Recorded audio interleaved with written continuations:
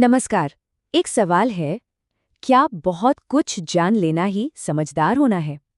पंचतंत्र की ये बहुत ही मशहूर कहानी ज्ञान और जिसे हम कहते हैं कॉमन सेंस, इसके बीच के फर्क को एक शेर की दहाड़ के साथ समझाती है।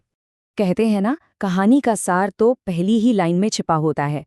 और इस कहानी का सार है एक संस्कृत श्लोक में, वरम बुद्धि न सा विद्या विद्याया बुद्धिरुत्तमा। मतलब बुद्धि विद्या यानी नॉलेज से कहीं बढ़कर है। और आगे, बुद्धिहीना विनश्यन्ति यथा ते सिंहकारकाः, यानी बुद्धि के बिना ज्ञानी भी मारे जाते हैं, ठीक वैसे ही जैसे वो शेर बनाने वाले मारे गए थे। तो देखा जाए तो कहानी का अंत तो हमें यहीं पता चल गया। तो सवाल घूम फिरकर वहीं आ जाता है, क्या सिर्फ किताबें पढ़कर डिग्रियां लेकर कोई सच में बुद्धिमान बन सकता है, या असली बुद्धिमानी कुछ और ही है? चलिए इस कहानी के जरिए इस सवाल की गहराई में उतरते हैं।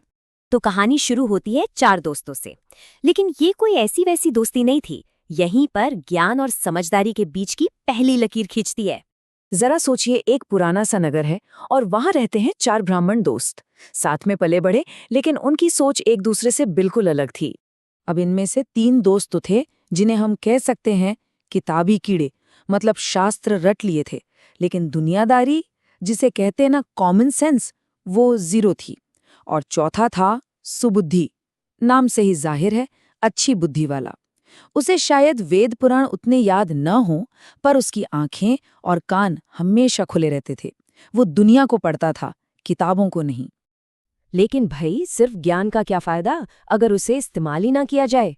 तो एक दिन उन तीनों विद्वानों ने एक ऐसा फैसला किया जो उनकी जिंदगी हमेशा के लिए बदलने वाला था। उन्होंने तय किया कि चलो परदेश चलते हैं, अपनी विद्या का कमाल दिखाएंगे, खूब पैसा कमाएंगे, नाम कमाएंगे, सबको दिखा देंगे कि हमसे बड़ा ज्ञानी कोई नहीं।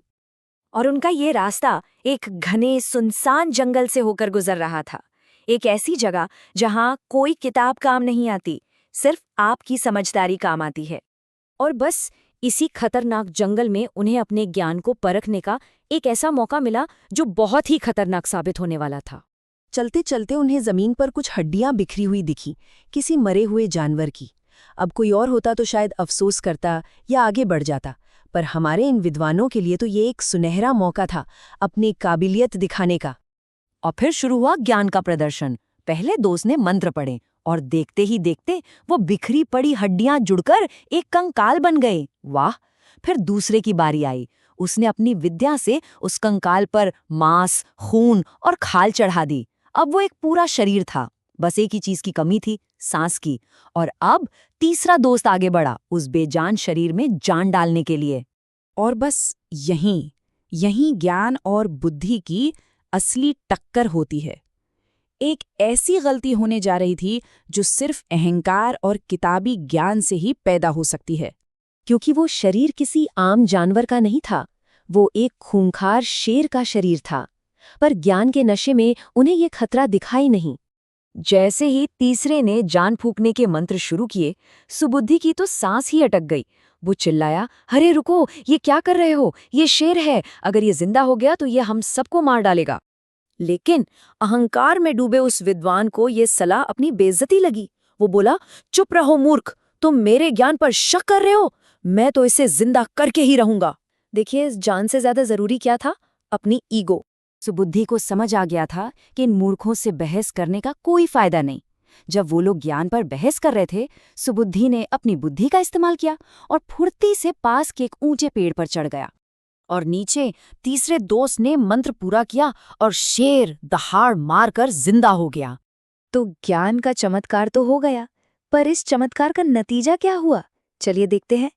शेर भूखा था, उसे अपनी भूख मिटानी थी, और सामने ही खड़े थे उसके बनाने वाले। बस एक झपट्टे में उसने उन तीनों विद्वानों को मार डाला।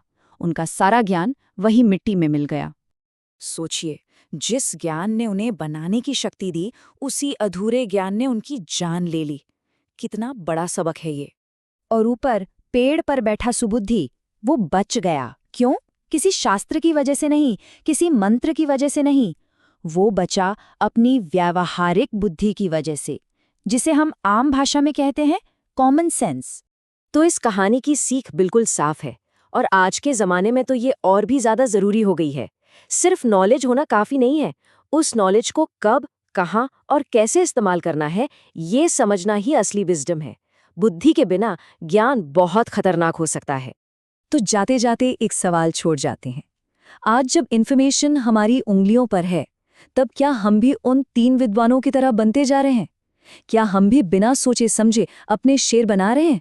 इस पर सोचिएगा जरूर।